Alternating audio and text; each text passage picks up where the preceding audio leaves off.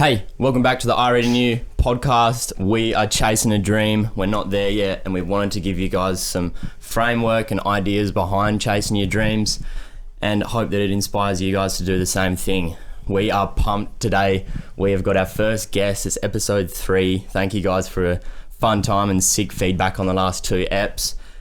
We are here with a pretty special guest. I'm going to make sure I do this intro justice. Here's amassed over 250,000 streams on Spotify. He has got a shout out from one of the top NBA players in the world, Shaquille O'Neal, and he's a guy that I can call a really, really good friend of mine. So without further ado, I would like to intro Fedi. Let's go. How good is that? Welcome, What's up, guys?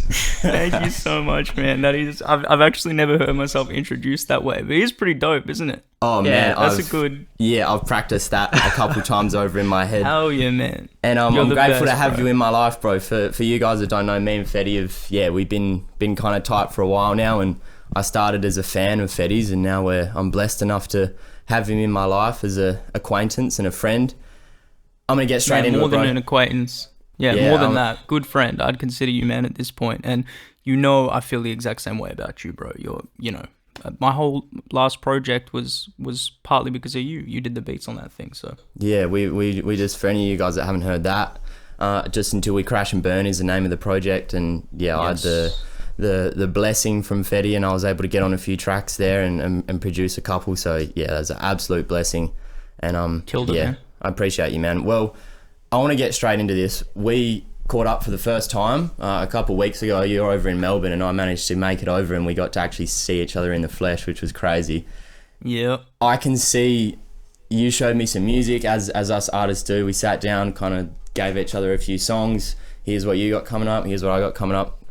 And I can just see when I'm listening to your shit and when I'm seeing you in the flesh, even more than over FaceTime call and whatever we do, that there's just that spark in your eye, bro. And even though you've been at this for so long and you've been going hard, there's still that thing that I can just tell, and it fires me up to see it. And I wanted to ask, how do you keep that spark in your eye after so long? And I guess it's a pretty loaded question as well, but how do you I like loaded. Yeah, dope. Yeah, bro. Well, first of all, thank you. And look, I'll try not to do this every time you say something, but I feel the same about you, man. And you motivate me. Like, being with you kind of brought that back out of me. Let's go. Yeah, bro. You're such a go-getter, and you have such good energy. Even Mitch, my housemate, who you met, he was singing your praises, man. He was like, this guy is exactly the type of person you want to keep around you, you know? So that could be in part. For me, I don't know, man. What's weird is, so I turned 24 recently, and the reason that's significant is because I've been doing this. Like, I remember when I was 14, I was making a track like every day. I was in my room recording shit, and I've been doing shit since I was like 11 or 12. There's videos of me at 12, like playing a song on guitar for my parents and stuff. Like, I've been doing this. But I think 14 is when like I really started going hard at it, or trying to like take it seriously, you know, as seriously as you can when you're 14. But like, I was putting out projects, I was sharing them with my friends. So I think turning 24 kind of hit me like, oh shit, I've been doing this 10 years. Like properly, like maybe professionally 5, whatever, but like I've been doing this for like 10 years, and that is not an easy feat. That's not something that comes easily. It's a long fucking time, man. Yeah, man. And I don't want to sit here and like kind of, because I know you guys, you know, and this podcast and your energy is very much, you can do it, keep going, you know, make sure you believe in yourself first and foremost. But I don't want to sit here and cap, like I don't want to front. There are more times than not where I feel like I'm stagnating, where I feel like, you know, I'm discouraged. Yeah. Because that's a long time to be doing something. But I think, to answer your question, to circle back around, there is no other option for me. I can be discouraged. I can feel like I'm not going to make it. I can feel like I'm not good enough. I'm still making music. Yeah. There's no other option, you know what I mean? Because that's a lifestyle, and that's within me. It's my identity. It's what brings me fulfillment and purpose. And to go deeper on that, why do you think, we talked about this on the last podcast, or actually on the first one. Why do you think that there isn't any other option for you? Do you think that it's to do with you're Fedi the rapper now, and there's no other way around that, and that's your identity? Or is there another reason why there's no other option? It's definitely tied into identity, but I think especially because, I don't know, maybe it's like as a Lebanese Australian, you know, growing up around, like all of my friends growing up are white. So I always kind of felt out of place a little bit. And just even like, I know it's such a classic, like it's almost funny to say, but like going home and my parents are talking Arabic, and then going to school and it's like trying to be Aussie, and it's like, I just always kind of felt out of place, and I was never able to articulate that until I was older. Yeah. So I didn't know why at the time. But all I remember is listening to hip hop, as cliche as it is, I don't give a fuck. And when I listened to hip hop, I felt a sense of belonging. I felt a sense of identity. I felt like this is who I am. Yeah. This is where I need to be. Yeah. And it's so funny because it's like a genre. Yeah. So I'll just say it's like a genre built on the other side of the world. And for some reason, this kid from Melbourne who was hearing this could feel like a strong sense of attachment to that, and so that's why I think. Yeah, it just keeps you going. It's crazy to go deeper on that as well, and to get that, because I don't think we've ever talked about that. So that's sick. Yeah, man, I've got tons of that. And in terms of while then you were on the way, so you were moving, you'd had that thing that you found, then you were going. When I was coming into it and I was kind of dabbling more in the hip hop side of things, I came across you and I sent this track to you, the Don, and I was like, oh, he's a big rapper, you know, he's not really going to get back to it. And you messaged me and you were like, bro, this is fucking sick, and you were gassing me up. And that was a big turning point for me, doing those weekly songs. Yeah, 100%, doing those weekly songs. And I was like, man, I can do this. And it was, I think those characters are sometimes pretty pivotal in the way that you consider yourself. And as much as that has to be internal, I think that sometimes those things definitely help keep pushing you forward. And I wanted to see if you had any characters in your life quite early on that helped push you to that point and keep, I guess, magnifying and growing that mindset. 100%, bro. First of all, like, agreed completely, and I'm so blessed that I could be that for you. It's so funny hearing you say that, man, because what I'm feeling like is probably the same as what you felt like. I still remember where I was in the car when you sent me that message, and I was playing the Don. I was out the front of this gym in Coburn, and I was like, what the fuck? I'm sitting there on my own. So yeah, it was mental. And you were like hyped as fuck. That's so funny, man. Yeah, I just remember genuinely, like I've told you this before, like people message me songs and things like that, and I always try to get back, and sometimes it's like I don't fuck with it, or it's not working or whatever. When I heard that, I was genuinely surprised. I was like, this is actually fucking great. Yeah. And it aligned with the kind of sound I was going for at the time, and still am. So anyway, but for me, my older brother, 100%. Sick. And it's actually to the point where I don't know what people do who don't have older brothers. Yeah. Like he's my biggest supporter and my biggest critic, you know? Yeah. But he needs to be that because I trust him, and because we have a good rapport, and because I know he's criticizing out of love or out of experience. And so anytime I'm not sure about anything, or anytime I need to bounce something off someone, it's him. And he always sets me on the right path. And yeah, but early on for him, just like to more specifically answer your question, like when I was 14, when I was telling you about, he was the person I'd show my songs to first. Yeah, got you. And you just know those songs sucked.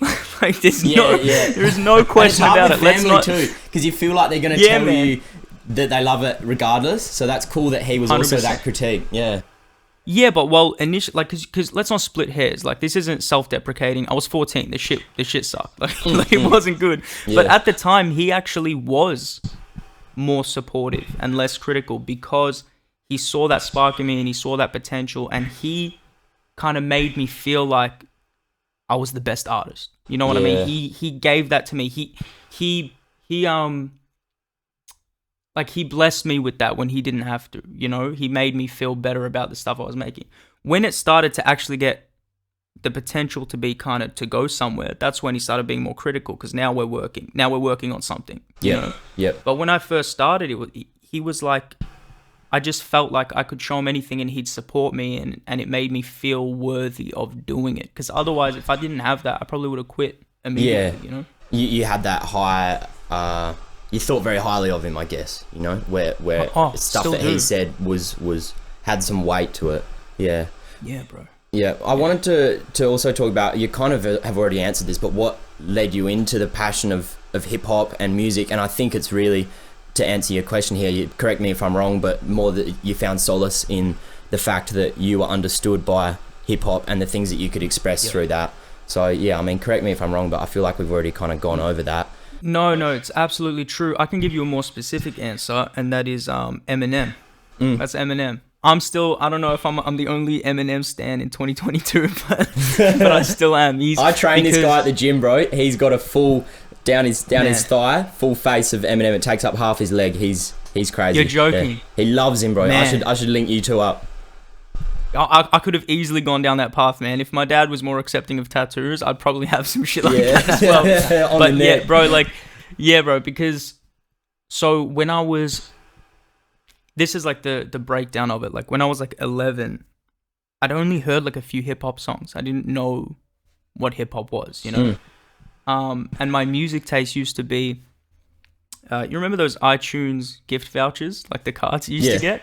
Yeah. I used to get those for like my birthday or whatever, and I would buy like the top 50 songs on iTunes. That was my music taste, because my logic, I guess, was if people liked them, they must be good. Yeah.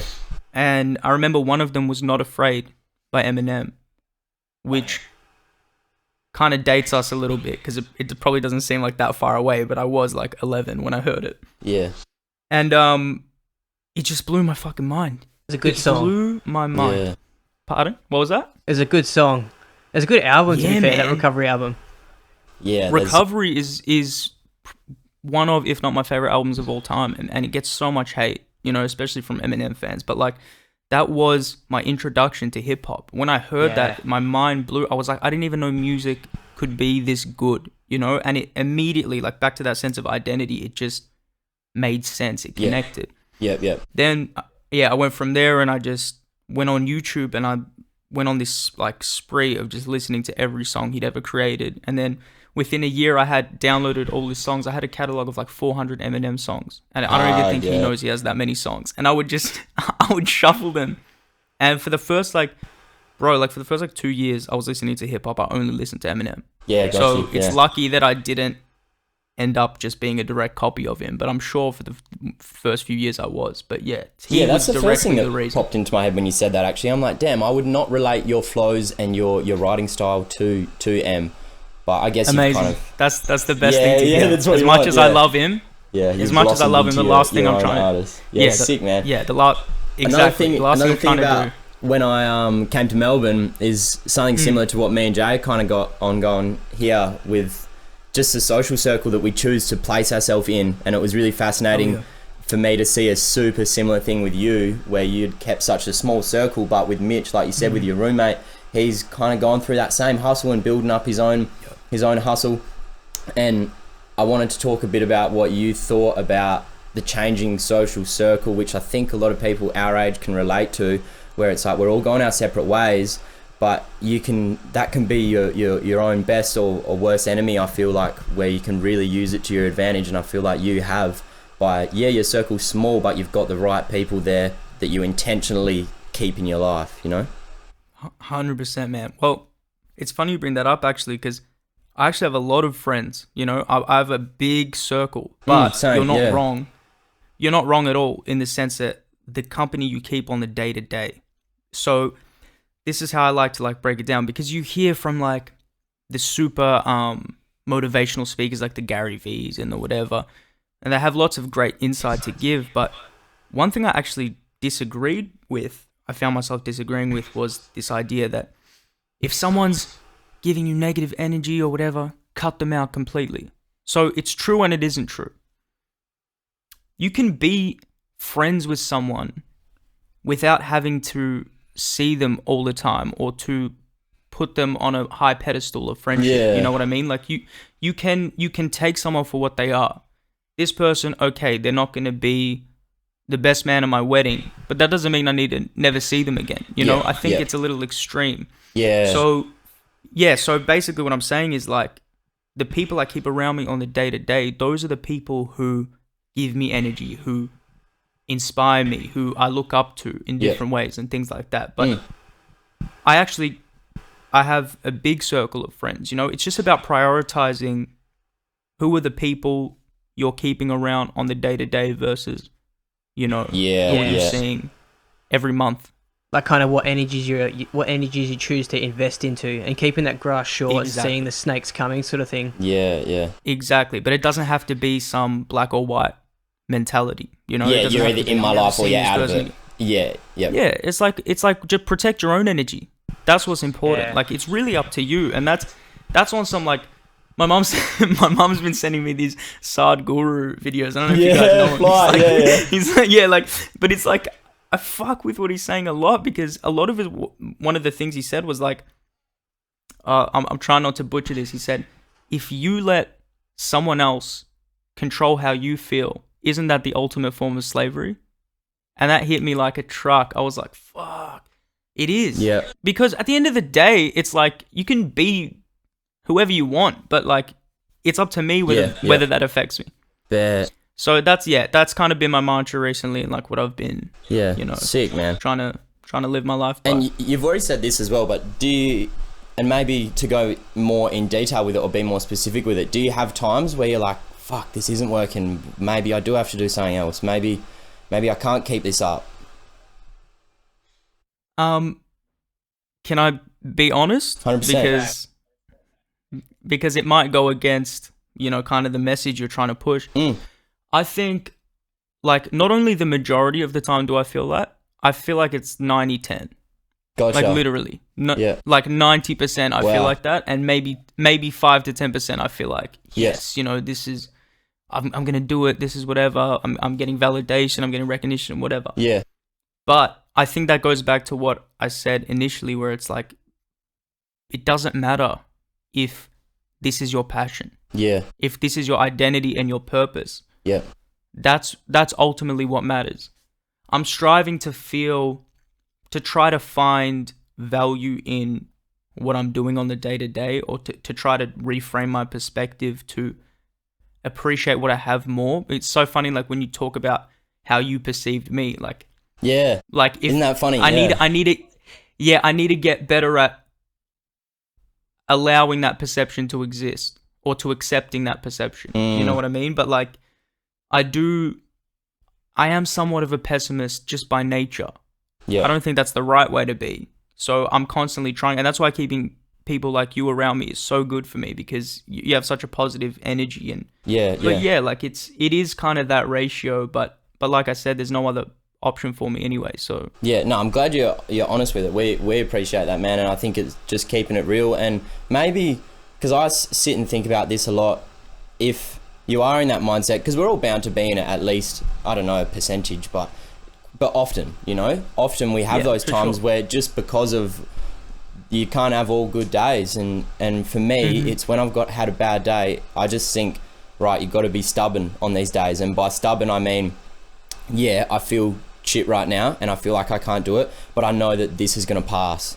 So being stubborn in the sense of just living through that feeling and that emotion, and then just trusting that it's going to come back out of the ether or wherever that positive energy comes from, you know, it kind of just comes and goes in waves. And maybe you just spend more time in that, what I call stubborn mindset, and that's just how it is. I think maybe it's a self-awareness thing of, maybe I have more bad days than other people, and but that's sick. And I appreciate that insight, and I think a lot of people listening will as well, because I feel like, I hope so, man. Yeah, because you don't want to pretend like there's a place for that, but it's like, I think what's more important of a takeaway is like, if this is something that drives you or gives you, I know I'm using this word a lot, but like purpose and like value, then, you know, like, that's the priority to me. That's more important. Then you're already where you need to be. You know, you don't need to look into it any Exactly. further. Yeah. It's like if this then it's just a matter of framing your perspective. That's the hard part. Yeah, got you. I wanted to talk a little less about the mindset and maybe get into, I don't know how many gems or bombs you want to drop on this, but your creative process, because I know for a fact that your stuff is very different to how I actually do things, and I think that people we want this to be more about the mindset and the framework, but also different creative processes that different artists go through. And I'd like to hear a bit more specifically about, do you need to be in a certain setting for creating? Do you have to be writing? Do you have to be doing this? Do you have to be in a certain mood? Just more specific in terms of how do you actually create when you're doing a song? 100%, bro. Like, my process is so OCD. It's a blessing and a curse. Like, to everything you said, the environment needs to be perfect. My mood needs to be perfect. My energy needs to be perfect. I'm a very low energy person, as like I told you. Like, so I need to be on an energetic day. Everything needs to be right for me to be at my best creatively. It's not always that way, but like that is kind of, it tends to be the process. But once again, what I've learned over time is like to just allow that, just to let that be what it is. Because you can't control it and you can't force it. And I envy those artists that can kind of force it. And I think, correct me if I'm wrong, you are one of them who just can sit down and be like, even if it's not coming, I'm going to write something. Yeah, I'm the other way around. I have to sit down and I just have to click start, you know, and I have to do something. And then from there I make some shit and then other stuff comes out of it, you know? That's my biggest battle as an artist that I'm only just now starting to come to terms with, of just, you know what, it's not happening. Just leave it, and when it comes, it'll come. And usually for me, it like comes in like waves. So I'll do like a whole album in like 2 months or like a month or whatever, and then I won't be able to create anything for like 3 months. And it's just how it is. So I just have to be accepting of that. And it just that's always been my process. But yeah, so like on the day to day, I'll do a lot of writing. I showed you the way I write when you came over. It was like it's like essays. I do my shit like I've got a contention and a topic sentence, and it's a whole I love that, man. Process like that. Yeah. It's the only way I know how to do it. I've never been a freestyler, never been able to just go in and just make shit up. I can't. Jeez. Someone putting out the rubbish. And for me, like it's always just kind of, it's been a really meticulous process. But that's my process. It's the only way I know how to do it. Exactly. That's just how it has to go now. Yeah. Do you have any deliberate rituals, like things that that if you're really struggling and you go, right, maybe if I do this that it'll work? Or is it more like you said, just that it's either on or it's not? 100%. Coffee. I know it's cliche, but like that's my vice. That's my, I don't know, weed or whatever when I'm recording. That's what makes me like get into the zone. Coffee. When I'm making beats, I really like the idea of just sipping at a cup of coffee while I'm making a beat. It's really weird, but it has a different effect on me. It's not even the caffeine. It's more just the idea of sitting there having a coffee while I'm... It's a ritual. Yeah. Well, fun fact... It's something that you just... Fun fact, caffeine is a precursor to dopamine, so feeling good. So funny that you have your coffee, little do you realise, like brain science, your dopamine's increasing, so you're feeling good. That's why you get in and you start, getting those good vibes going, get the beats going. Yeah. That's super interesting. So I'm sure, that's definitely a factor. Yeah, man. 100%. Well, not too much, actually. But 100%. That's definitely what it is. I feel like, just if I'm not kind of in the zone or the mood, maybe it's the dopamine. Like I said, I don't even think it's the energy. I think it's just like kind of just, it just puts you in a zone. And I like a warm drink as well. I'm a slut for a warm drink. Yeah. Pause. I'm also like recording. Bro, if you saw the amount of takes I do before I do the take, don't get me started, bro. That's another thing. Like you hear about the Juice WRLDs and like the Lil Yachty's and the stuff like that, and they'll just like go in, they'll record some shit, move on to the next beat, record some shit. Nah, I fucking wish. Like literally, I might record 150 takes before I do the take that I'm using for this song. Yeah.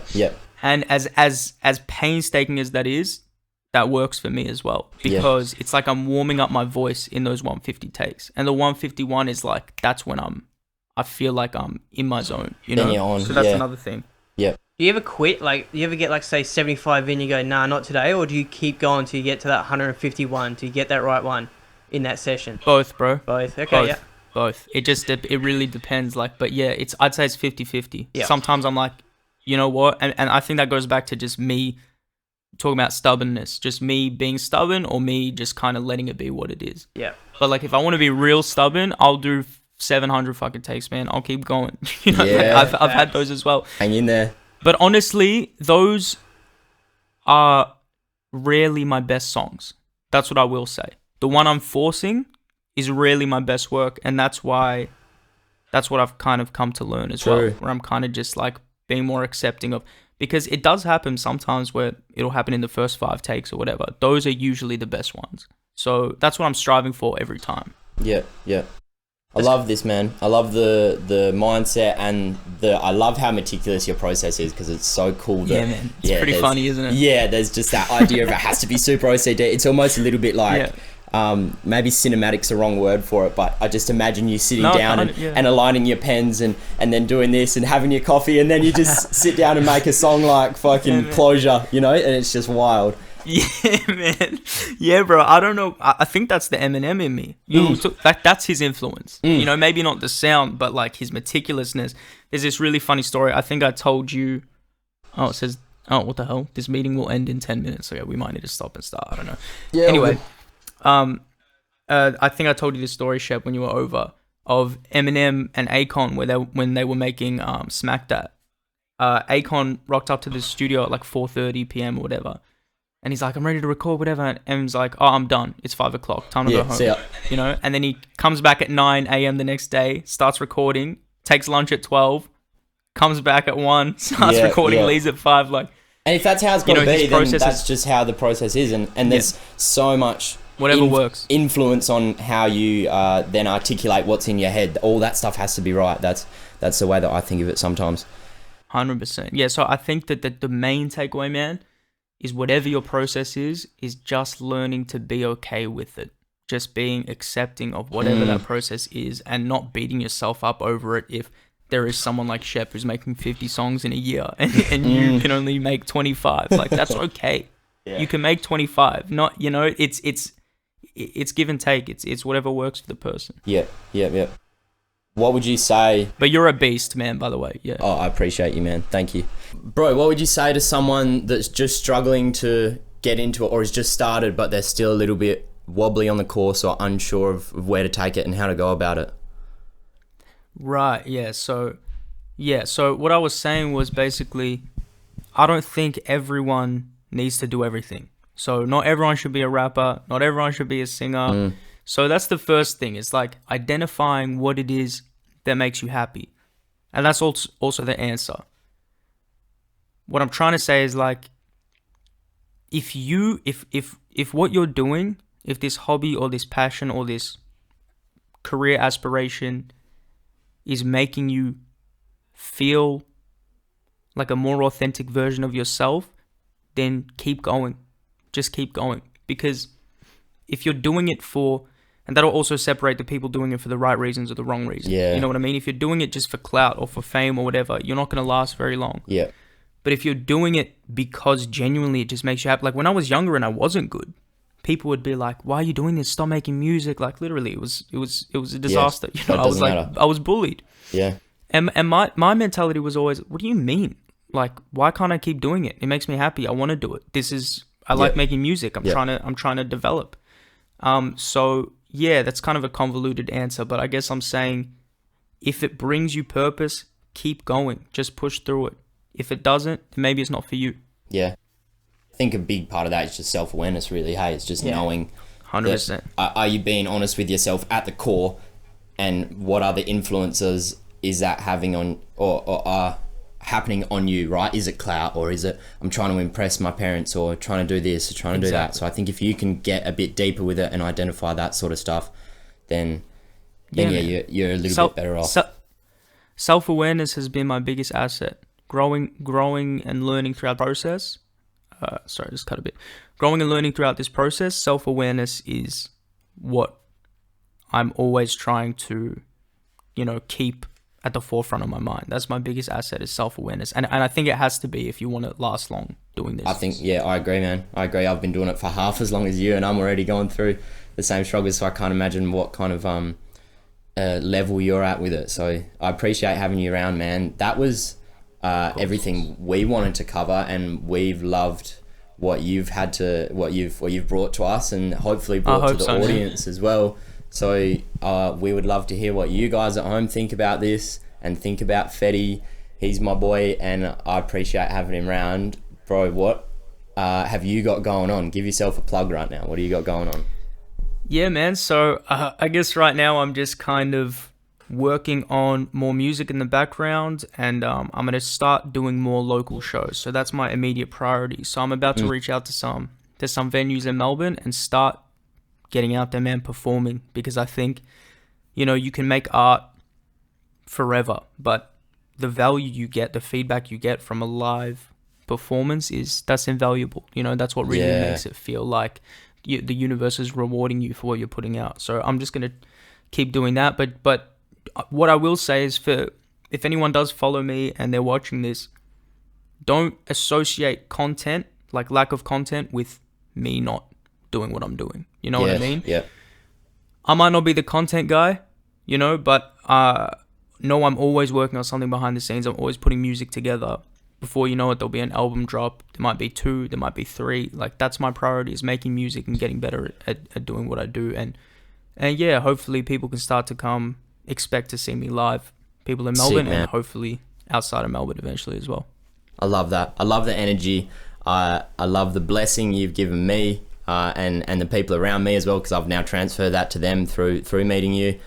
I appreciate you, and we as a podcast wish you the best, man. And I'm sure we're going to have you back on sometime in the near future as well. I would love to, bro. Thank you. And I genuinely love you, man. I have so much love for you. You're such a good friend. You're such a good person. And Jay, it was really lovely meeting you today as well, man. Likewise, man. You seem like a really, really cool guy. And I love what you're doing. I want to be involved as much as possible, for sure, or anytime. Absolutely, man. Yeah, well, we'd love to have you back on, and we would love to hear what you guys think of this pod. Our first guest. Let's fucking go. We will talk to you guys in episode 4. It's been a pleasure. Peace. Thank you so much, guys.